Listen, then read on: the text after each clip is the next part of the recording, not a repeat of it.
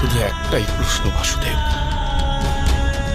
আমার সামর্থ্যের পরিচয়, আমার সামর্থ্যের পরিচয় কি কখনো হবে না?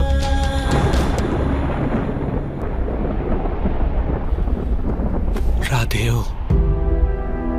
যখন আপনার হস্তে ধনুক নেই, আপনার রথের চাকা ভূমিতে আটকে রয়েছে, আর আপনার নিজের বিদ্যার বিস্মরণ ঘটেছে, এরূপ সুযোগের সদ্ব্যবহার করে আপনাকে বধ করতে হচ্ছে, এটি কি আপনার সামর্থ্যের প্রমাণ নয়?